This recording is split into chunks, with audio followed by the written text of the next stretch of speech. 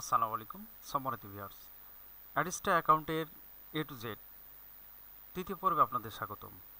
ইতিপূর্বে আমাদের প্রথম এবং দ্বিতীয় পর্ব অর্থাৎ পার্ট আমরা শেষ করে ফেলেছি।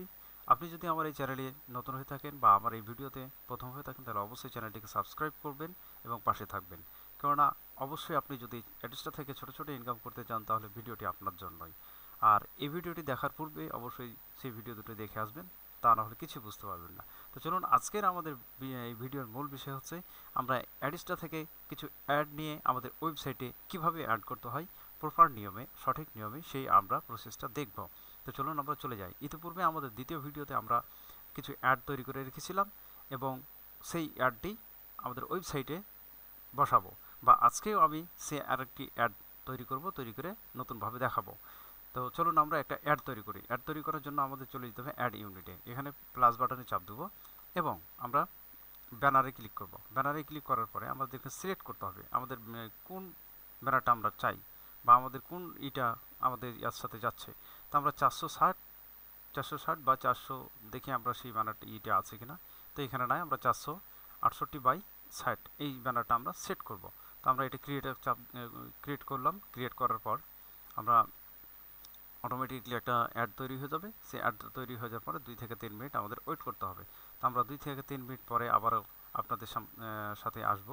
এখানে আমাদের যেহেতু একটা অ্যাড আছে এবং ইতিপূর্বে 2টি অ্যাড হয়েছে, পেন্ডিং আছে। এই পেন্ডিংয়ে যখন আমাদের অ্যাক্টিভ হবে সেই অ্যাডটা আমরা আমাদের ওয়েবসাইটে সেট করব। তো এখানে আমরা কিছুক্ষণ পর পর রিফ্রেশ করব। যদি 2 থেকে 1 মিনিটের মধ্যেই যেহেতু দিয়ে দিব বলেছে, তা আমরা এখান থেকে রিফ্রেশ করতে থাকবো। একটু ধৈর্য সহকারে দেখবেন। দেখেন আমাদের এখানে অ্যাক্টিভ হয়ে গেছে অ্যাডটা। তো আমরা এই অ্যাডটাকে আমাদের ওয়েবসাইট আছে, যে আমাদের এই ওয়েবসাইট আছে, ওয়েবসাইটে আমরা কিভাবে অ্যাডটা সেট করব। তো আমরা এখানে একটু রিফ্রেশ দিই। রিফ্রেশ দেওয়ার পরে আমাদের দেখতে পাচ্ছেন যে রেসপন্সিভ অ্যাডভার্টাইজমেন্ট, এইখানে একটা ঘর ফাঁকা আছে বা মেনু বার দেখতে পাচ্ছেন। এই বারটাতে আমরা অ্যাডটা বসাবো। তো চলুন আমরা চলে যাই আবার অ্যাডিসটাতে আসার পরে আমরা এখানে গেট কোড বলে একটা অপশন আছে। এখানে এই যে গেট কোড, এই গেট কোড থেকে আমরা এই অপশনটাকে এই কোডটা কপি করব। তো আমরা এখান থেকে কপি করলাম। কপি করে নিয়ে আবার আমাদের চলে যাব আমাদের ওয়েবসাইটের কন্ট্রোল প্যানেলে চলে যাব। যাওয়ার পরে আমাদের এখানে ক্লিক করব, থ্রি ডটে ক্লিক করার পরে আমাদের লেআউটে চলে যাব। লেআউটে যাওয়ার পরেই আমাদের এখানে অ্যাড সেকশন আছে। আমরা একটু স্ক্রল করে নিচে আসব। দেখেন এই যে অ্যাড কোড, আমরা এই অ্যাড কোডে ক্লিক করব। ক্লিক করার পরে যে এটা আছে, দেখেন এখানে কি বলেছে যে হাইট বলেছে উনি, এখানে হাইট বলতেছে 90 আর এখানে ওয়েট বলতেছে 400। ঠিক আছে, কিন্তু আমাদের এখানে অ্যাডিসটাতে পাইছি আমরা ওয়েট পাইছি 320 এবং সরি, এটা যদি নিই তাহলে এটা আমাদের ভুল হবে। আমরা দ্বিতীয় কোডটা নিই 300/50।